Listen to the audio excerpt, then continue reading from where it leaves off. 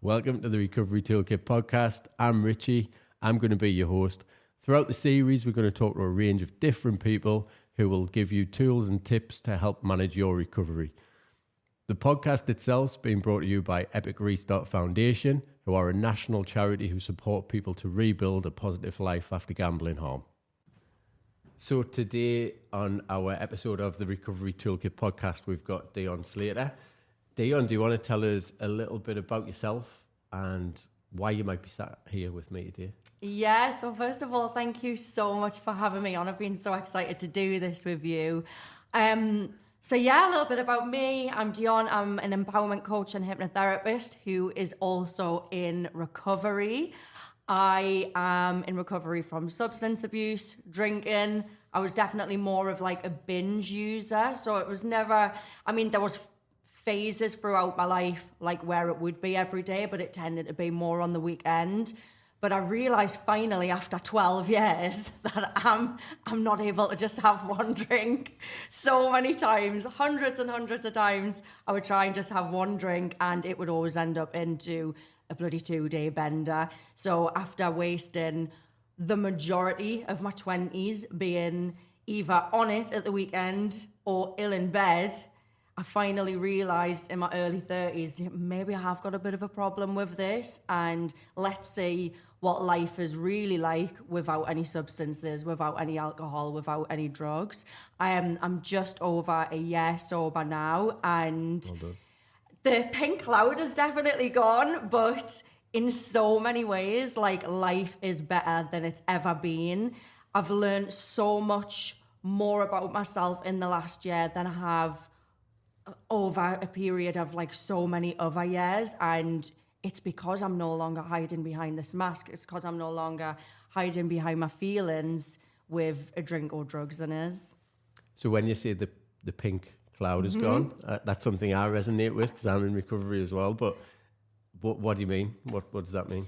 So there's been quite a few times where I would go like totally teetotal for a few months, and I could get up to say like 5 months at a time. Usually it was a couple of months, and for at least the first 2 or 3 months, it was like life was just perfect. Everything's amazing. The birds are singing, everything, like little bloody Snow White when she's just singing and all the birds and that are coming down. And then you realise like you still have problems. There's still shit to deal with. Life still happens on life's terms, and it's not all rainbows and unicorns. And there were so many times where that pink cloud would disappear, and I realized, shit, like, life still happens. We still have ups and downs. There's still problems that happens. And then when I didn't have a drink or drug to run back to, I was like, oh, okay, well, this is difficult. So the pink cloud would disappear, and so often I would just end up relapsing.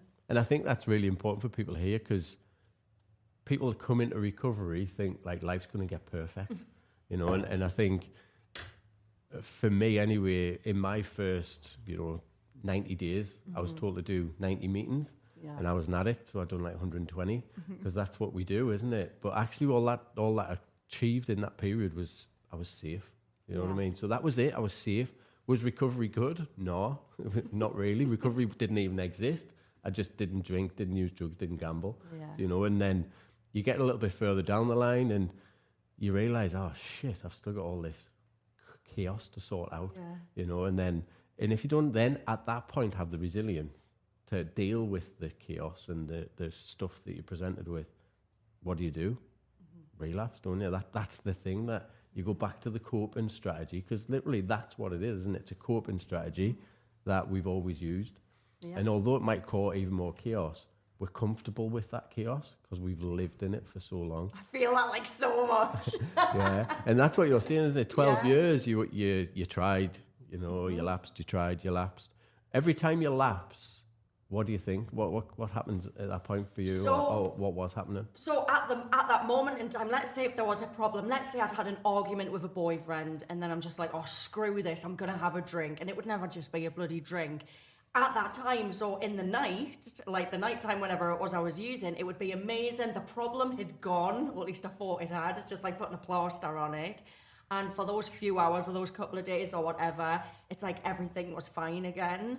But then the inevitable come down and hangover comes, And the problem is not only still there, but it's a million times worse because your mental health is all of a sudden really shit now because of the chemical imbalance you've created, the anxiety, then the hangxiety, which gets so much bloody worse as you get older as well. So not only is the problem still there, but it's a million times worse. And just the effect, the longer I've been away from it now, and I'm not going to act like I've got all the answers, I'm still really bloody new into it, but your mental health, when you've been away from it for a little while, you realise just how much it affects it. And yeah, it's like using at that time as a quick fix, and it's like the easy option, or at least it seems it at that moment in time. But the long-term effects of it is you're not fixing anything at all. We're just making things a million times worse. Yeah, we're trying to shift from having that short-term, quick fix and focusing on the long term. It's hard though, isn't it? Because we want instant gratification. Absolutely. As an addict, we want to change now and in this moment. And it's quite hard to change that mindset. Is there any sort of techniques or ways that you've used that have really helped you, shift your mindset a little bit so that this time in your recovery, you've managed to get over a year, which is fantastic? I think what's changed this time is connection. So I've been taking like the meetings more seriously. But it's connecting with other like-minded people. And when I listen to them talk, thinking, oh, they've got my crazy way of thinking as well, I'm not alone.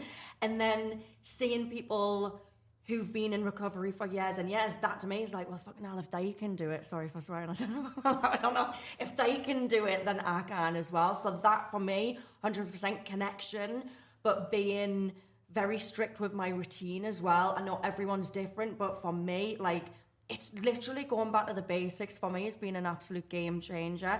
So going to bed at a certain time, getting up at a certain time, making sure I get enough sleep, tiny things like making sure I get enough water, enough movement.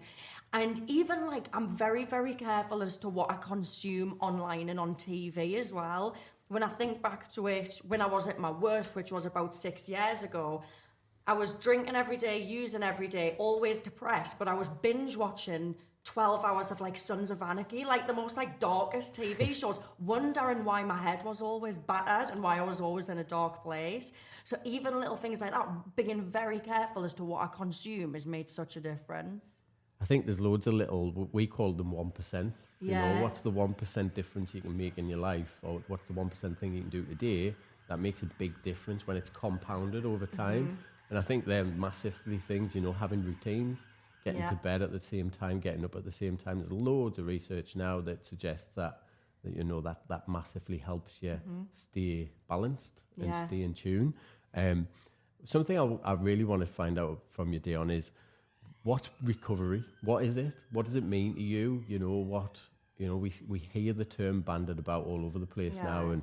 And I know when I came into recovery, there wasn't many people who didn't drink alcohol that weren't alcoholics. Do you know what I mean? Like you would only ever stop drinking alcohol if you were an alcoholic. Now it becomes a bit more of a lifestyle thing as well, isn't it? So there's lots of ends of the spectrum. So the alcoholics are over here, those that make lifestyle choices not to drink alcohol. But what's the difference for you, or what do you think recovery, the term recovery means? I think in like broad terms, it's bettering yourself, doing what you can to better yourself. And if you've got something which is holding you back, it could be an addiction to anything. And like we've said, like it's at that time, it seems like a quick fix, a coping mechanism. But we know, do you know what? Like I know this is holding me back. I know this is having a detrimental effect on my life. It's learning how to cope without that crutch, whatever it may be. So yeah, like learning how to cope with life without whatever the addiction is, whether it be gambling, drink, drugs, and bettering yourself as much as possible at the same time as well. What I love about that is for me, what that screams to me is self-awareness. So I think recovery, and in my journey of recovery, it's been about understanding myself. And the more I can understand myself, the better choices I can make. And I talk about being in recovery. I think I'll be in recovery for the rest of my life. Do I think I've recovered from using gambling, alcohol and drugs as the crutch? I think I have.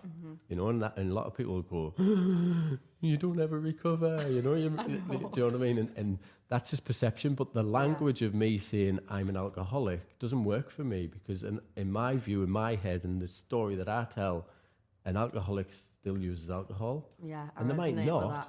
but actually for me, it doesn't serve me. So I change the language and I just say I'm in recovery, Yeah. you know, and I tell a story a lot of the time that I started playing golf in recovery, and that was a really healthy thing to do until it became unhealthy, you know, and when you're playing golf every day and you're not picking your kids up from school because you want to rather play golf, then you still got a bit of a problem, haven't that you're not addressing, you know, when you don't want to pay your council tax because you'd rather buy a new golf club, it's still the same behaviour, you know, but it's a completely different thing that you're acting out in. Yeah, still running away from something. Still running away and not addressing the real underlying issue, aren't you? And that's something that I've had to learn massively.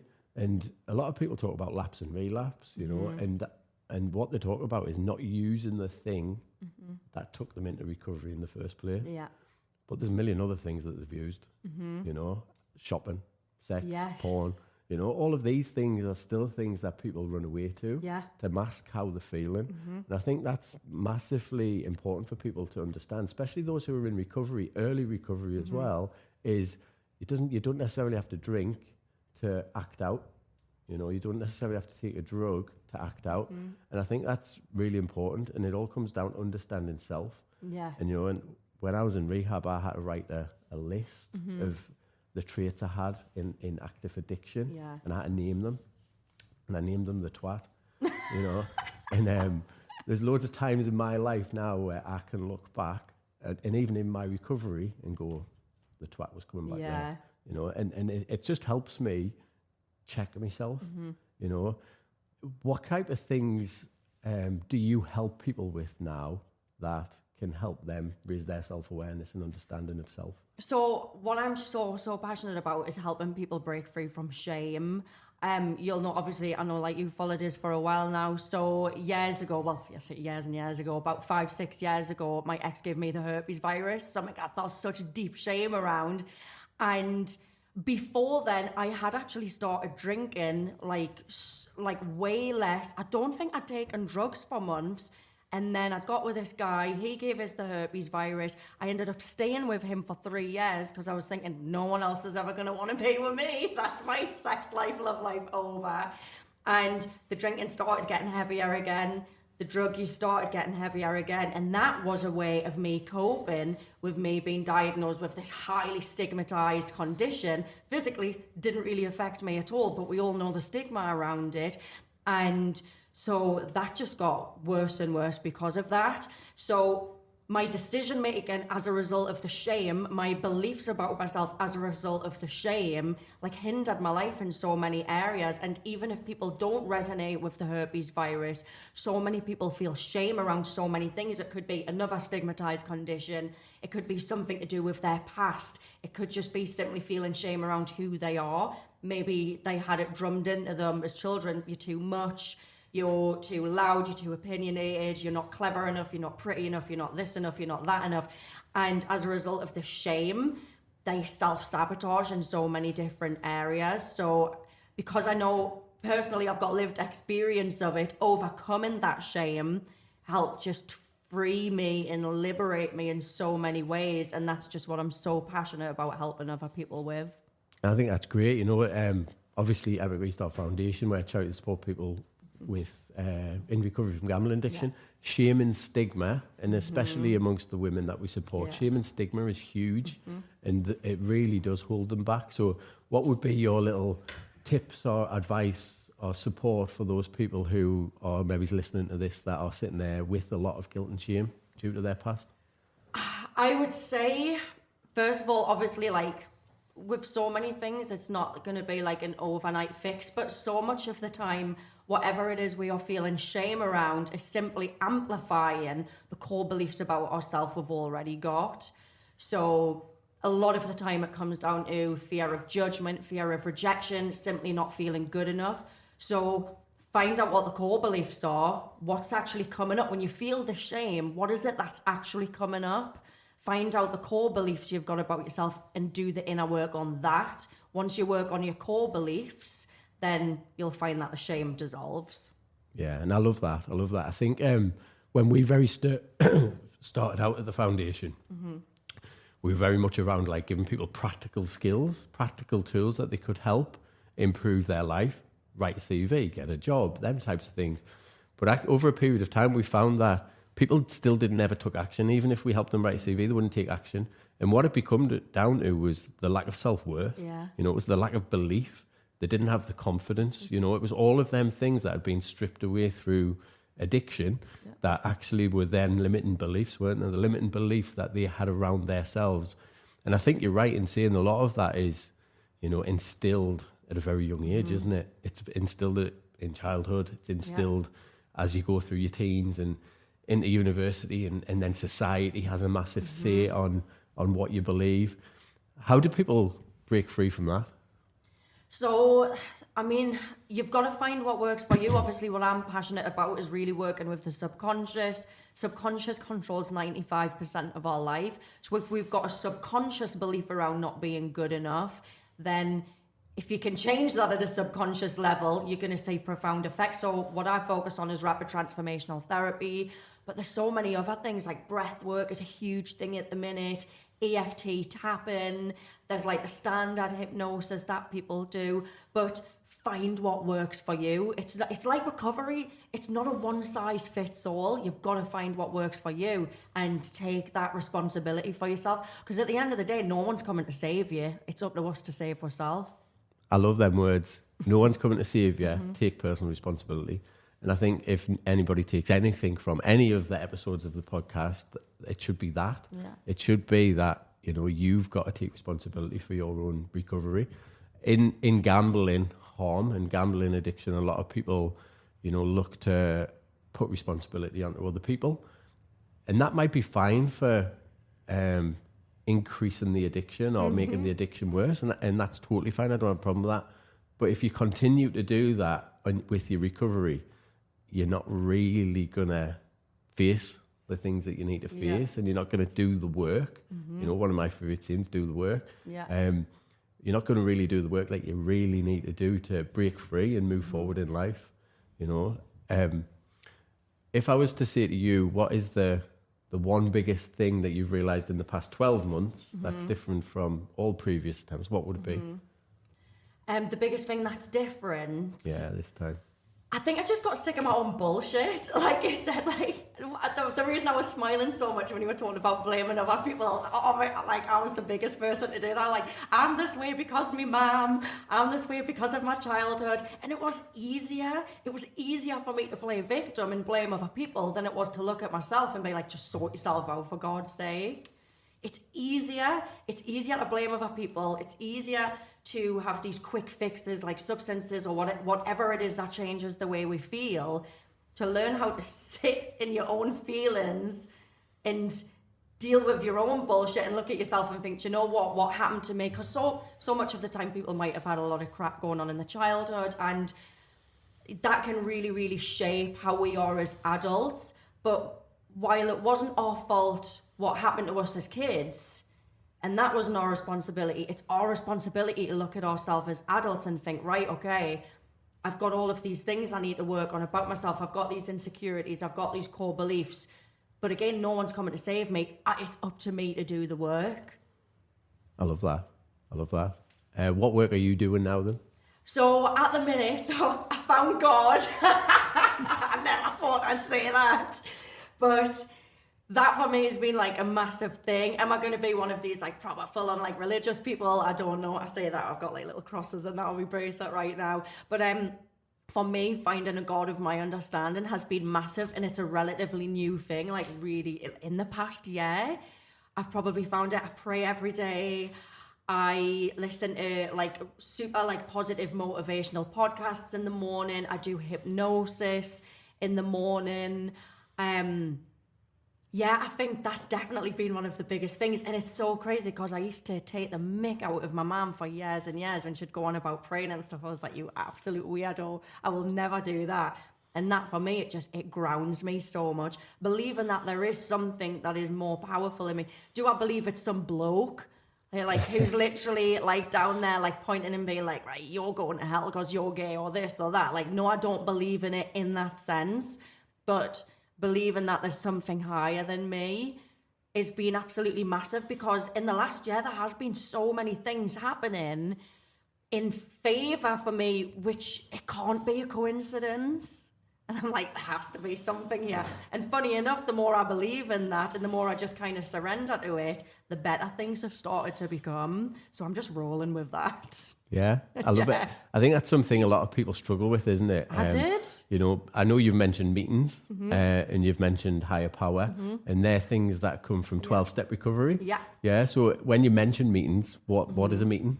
Tell people what a meeting is. So, Narcotics Anonymous for me, and you know what, for years, and yeah, because most of my family have been in recovery for years, or at least in and out of it. My mum started going to AA meetings when I was about 12 years old, and when she couldn't find a babysitter, I would go with her. And I used to think, like, this is a cult, this. I'd all get in a circle at the end, hold hands and pray. I'm like, what the hell are they doing? And I thought the God thing was just so off-putting. But then, especially over the last year, I've just seen how it's changed so many people's lives. And even my mum as a person, she used to be such an angry person and depressed person growing up. And over the last 2-3 years especially, like, I watch her now when she's talking at meetings or at conventions, and it's like, who is this woman? Like, she's so powerful, she's so inspirational, and a huge part of that for her has been that she's just got, like, so strong within her faith. And I'm like, something's going on here. I'm gonna give it a go and see what happens. And I know some people are probably going to be watching or listening to this and thinking, oh my God, will you shut up? That'll never happen to me. But you know what? Just give it a chance. Just being open, isn't it? Just, that's it. Be open-minded. I think AA was a big part of my early recovery, and your mum was in a lot of the meetings I was in, and I didn't know this when we first reached out. But she was a big part of the meetings that I used to go to, and I really struggled with finding a higher power, a God of your understanding. I used to think, no, this isn't me at all. And I just connected with nature, you know, and it was the fact that actually, you know, you can't control the weather, you can't control storms, snow, all that sort of stuff happens, and you've got no control over it. And what I found is I started spending more time in nature. You know, I love going in the sea now. I'm always in the sea quite a bit, and that's become a big part. But in the mountains, I feel a different person. In the sea, I feel a different person. And when I'm in nature, you know, that is my higher power, if that makes sense, and just feel connected. And that was something you said. When you pray, you feel more connected and more grounded. Yeah. And I think there's a lot of benefit for people in recovery just to feel that they are connected to something, whether that's other people or, like we call it, a higher power. It's about that connection, isn't it? It's about finding that thing that you can resonate with. Because again, even you sitting there saying, I found God, I'm like, oh God. Yeah, we'll go. Here we go. But actually, that would have been me not long ago. I would have been like, oh God. But it's your God, isn't it? And I think that's the important part, is I don't need my God to be the same as your God or anybody else's God. It's just, they've got to find that thing that they connect with. You know, we always talk about multiple pathways of recovery, and that's something that we're so passionate about in you know, making a big thing about, because not one size fits all. Yeah. And you've got to keep trying, and you've got to keep trying. And you've really got to not give up, isn't it? Resilience. Yeah. You know? Tell us the 3 to 5 things that are really important for you in your recovery toolkit. I did. You've mentioned I know. I've mentioned a few of them. Now I've blanked. So connection, massive. Prayer to a God of my understanding, and I'm respectful of anyone who's got different beliefs. And I think we'll just need to have a bit more respect for each other, whatever it is you believe, as long as it's not hurting anyone. Good for you. So yeah, connection, prayer for me. Hypnosis, that really has been a life changer for me in so many ways, because it is working with the subconscious, literally rewiring my brain, because I had so many core wounds, especially like the rejection piece, fear of rejection piece. That was huge for me, and the low self-worth. So like actively working on that has been absolutely massive, and just being very, very careful about what it is I consume. So in the media, I'm first to admit, and some people don't agree with it, I don't watch the news. It's like, I got a new alarm clock the other day, and it's a radio one. And for the last couple of days, I mean, I've changed it now, but I set it for 6 o'clock. And just as the alarm would go off, the news would come on, and it was like the most horrific stuff, and I'm like, oh God, then this is why I don't watch the news. So I've changed it to a different station now. It's a lot more cheerful. So being very, very careful about what it is I consume, being very mindful and pretty strict with my routine as well. It sounds super basic, maybe even patronizing to some people, but like drinking a 4, I bloody get enough sleep, and don't hang around with dickheads as well. Like, sometimes you got to change your friends. If you're still hanging, if you want to move away from something, let's say if it's drink or drugs. I'm just saying that because that's what I resonate with. If I'm still hanging around with people who are still stuck in active addiction, I'm a huge believer that you become who you hang around with. So if you want to move away from that, you have to pick your friends very carefully as well. And unfortunately, that might mean letting some people go. Doesn't mean that you don't love them, but you have to look after you. Totally. I think environment's really important, isn't it? Environment and people surround yourself with. Mm-hmm. I bet that's scary though.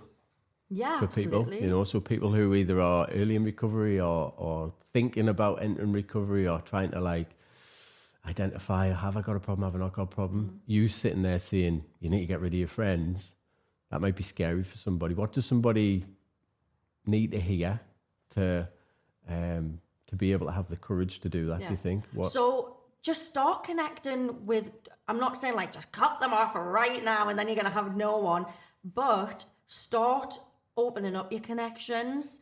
So before you go around cutting people off, maybe just start hanging around with some other people as well, other people in recovery. And then once you start hanging around these people, you'll probably start to see a difference. Yeah. If that makes sense. Totally. I think there's a period, isn't there, in your life where you've got a group of people that you surround yourself with who serve their purpose in your life at that given time. And then you want to become a different person. Yeah. And in this period, you get quite lonely. Mm-hmm. You can get quite lonely and it can become quite isolating, you know. So the addiction isolates you. Mm-hmm. You know, you're still trying to reach out and be part of the groups that you're in, but actually they're not serving you anymore for the person you want to be. And it gets quite lonely in this little gap. Where can people connect with people? Meetings. So meetings?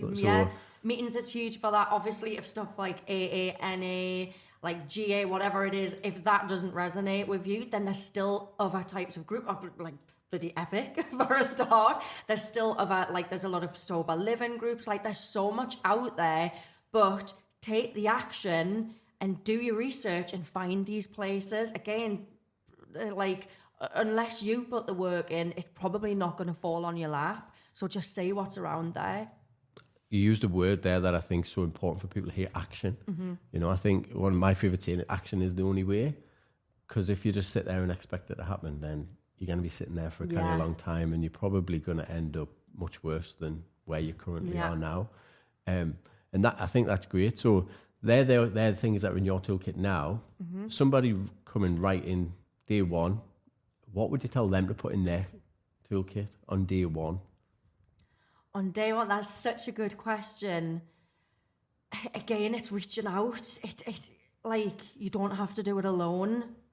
And I think that's the thing. I don't know if it's like, with so many of us, I think it's like an ego thing, pride. I can do this all by myself. I did that for years. Like, I don't need anything. I can do this all by myself. And I couldn't. I needed help from other people. So reach out to someone. There's helplines. There are online groups. Just reach out and get someone to basically help show you the ropes. Yeah, I think online groups, I think, are massive now, aren't they? Yeah. You know, I think it's one of the massive positives that came of COVID and that whole situation, because until then, there wasn't an online support group around for gambling or alcohol or anything like that. So off the back of that, there's loads now, you know. I know you mentioned Epic. We have group coaching sessions people can attend, and there's a big community there. Yeah, it's incredible. As well as all of your 12-step recovery organisations. There's smart recovery. There's so many different options. You've just got to look for it, haven't you? Yeah, to take that accountability for yourself and then find the help that you need. I think something else you mentioned there, you said, I could blame my childhood. I could blame, my mother. I did. I did do that. And I love that. I love that you did do it and you're laughing about it now and you realise that actually how ridiculous was that to do. And then you said, actually, I see my mum now. She speaks at conventions. She's powerful. She's inspiring. How much has that had an impact on you in keep going and keep coming back into recovery, if that makes sense? Absolutely massive, because just seeing the difference in her, and then honestly now, man, it like NA meetings, there's like rows of seats. Most of my family are in there now. We'll all take the bloody front row, and you can see that it gives other people hope as well, because so many other people are in the meetings thinking, oh, I wish my kid would come into this, or I wish my parent would come into meetings. And it's amazing that we're like a living example of it happening. So it's like, I think that's inspired some people, but just watching the difference in my mum and just the way she talks is incredible. She's truly got a gift with it. So yeah, just seeing the difference in hers, it's massively inspiring for me. And I'm like I want that, because people say that I speak really well, but I watch my mum and then I'm like, I don't speak as well as her. Comparison's the thief of joy, isn't it? Now I'm comparing myself to her. I'm like, right, I need to speak more clearly. I need to say this time. I need to say that next time. I need to say that next time. And then I noticed then that's one of my defects coming through. Yeah, but isn't it great though that like you've got that hope, you've got that inspiration. Yeah. Like one of my big things that was so important to me was working out my values. What is it that I truly value? You know, and one of my values now is be the example you want to see in other people. Yeah. So I spent so long, after a few years in recovery, of like trying to pull people out of the water, you know, trying to be that lifeguard, trying to save people, you know, and that's in me. And that's, you know, the type of person I am. I want to help other people. Yeah. But what I found is like, this is battering my head. This isn't good for my recovery. This isn't good for my well-being. Constantly trying to pull people out of the water who didn't want pulled out of the water is just a proper losing battle. And that was when I'd done some work with a coach, and he was like, why don't you start trying to be the lighthouse rather than the tugboat? You know, and I love that saying of like, shine the light so people don't hit the rocks, don't try and pull people out, you know, and that was something that massively changed in me, is like, start living your life by those values, Richie, and people will start to see. And since then, I've been back to uni, I've done a counselling degree, I've done all that sort of stuff. People started reaching out. I started telling my story. And people start reaching out and saying, can you help us? You know, and that's a different way of helping people in the past to trying to come to this meeting with us, meeting with us. And they come along and they're like, what on earth is that all about, man? That's not for me. And then eventually 6 months later, they go, can I come to that meeting with you? So that's something that's massively important. I think it's important for people to resonate, you know, and understand that you can't help somebody who doesn't want help. So true. Yeah, I think it's really difficult. And that's probably, you know, I bet your mom was in that period for a time trying to help you. Oh, like for years, well, because me and my sister are in recovery now, and for years, like after she got into it, then she was trying to push us into it, and the more she was trying to push us into it, the more we were resisting. And then when she finally kind of let go, then in time we were like, do you know what, actually, this will be good for us. But she kind of had to let go, and just her become an embodiment of recovery in order for us to be like, do you know what, actually, that was quite good. I want a bit of that. Yeah, definitely. What else in your life do you aspire to be?